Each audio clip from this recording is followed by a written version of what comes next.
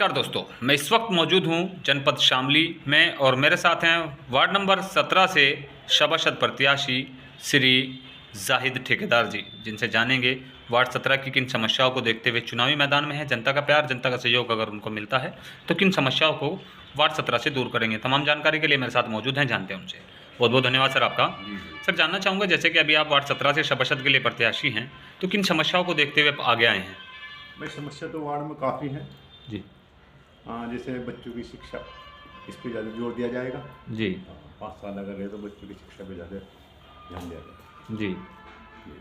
अच्छा सर, जैसे बच्चों की शिक्षा के लिए आप बात कर रहे हैं, वैसे बेसिकली हमारे यहाँ पर नाले हैं, खड़ंजे हैं, सड़कें हैं, या पेयजल व्यवस्था है, या हमारे यहाँ पर विद्युत व्यवस्था है, या हमारे यहाँ पर पार्किंग की व्यवस्था है, तो क्या वो सभी सुचारू हैं या उनमें कुछ खामियां नज़र आती हैं? वो खामियां भी हैं, कुछ सही भी है। जी ऐसा तो है नहीं है कि भाई बिल्कुल ही नहीं काम हुआ। नगर पालिका में 5 साल काफ़ी काम हुआ है यहाँ पर, ऐसी बात नहीं है। जी चेयरमैन साहब ने काफ़ी काम कराया, राजेश्वर जी ने। जी। तो अभी क्या देखते हैं, मतलब अब अभी जो हमारे जो कार्य हैं, जैसे विद्युत विभाग को लेकर लें, हमारे वार्ड 17 की स्ट्रीट लाइट, सोलर लाइटों पर, तो उन पे क्या प्रावधान है?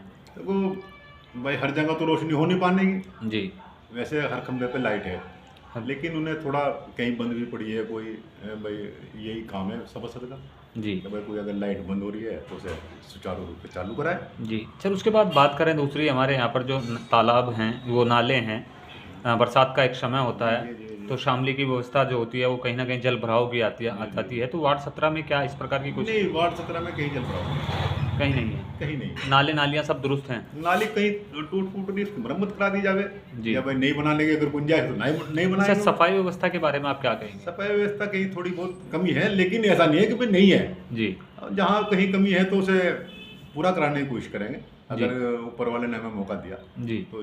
पेयजल व्यवस्था के बारे में आप क्या कहेंगे? है जी। पेयजल व्यवस्था के बारे में? अच्छा, हाँ, पेयजल में भी ये मान लो तकरीबन ठीक ही है जी, पानी का भी सही है।